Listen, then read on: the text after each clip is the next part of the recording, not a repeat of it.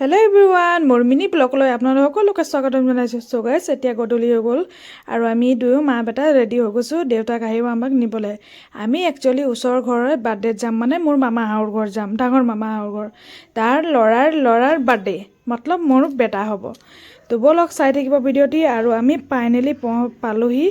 আৰু এয়া চাইছেনে, এয়া আমাৰ বাৰ্থডে বয় মানিছ বেটা। এয়া চুগুৱে গিফ্ট কৰিছে ভাইটিক। বা চুগুতকৈ এবছৰ সৰু হয় আৰু এই আমাৰ ভাই বোৱাৰী হয়। আৰু হেণ্ডছেকো ধুনীয়াকৈ দিছে টিকলাটো। তো চাই থাকিব ভিডিঅ'টি। আৰু এয়া চাইছেনে, এতিয়া ফটোশ্বুট চলি আছে আৰু এতিয়া কেক কাটিং হ'ব। যিহেতু আজিকালি ফটোটো বহুতেই ইম্পৰ্টেণ্ট হয়, কাৰণে স্মৃতি হিচাপত থাকি যায়। তো এইকাৰণে যিমান সৰু সৰু ল'ৰা ছোৱালী আছিলে চবক পৰিয়ালৰ সকলোকে ওচৰত আনি ধুনীয়াকৈ মাকজনীয়ে থিয় কৰাই ধুনীয়াকৈ ফটো লৈছে। আৰু এতিয়া মনিষৰ হৈ আছে আৰতি। আৰু এতিয়া কেক কাটিং কৰিছে হয়, কিন্তু এইটো যে স্প্ৰে কৰে সেইটো বহুত বেয়া জানেনে। ইমানে দিলে নহয় চব মানুহ বগা। পিছত আমাৰ ফটো ছেশ্যন হ'ল, তাৰপিছত এতিয়া টিকলাকেইটাৰ খোৱা বোৱা হৈছে। মোৰ মিনি ব্লগ কেনে পালে নিশ্চয় জনাব গাইজ।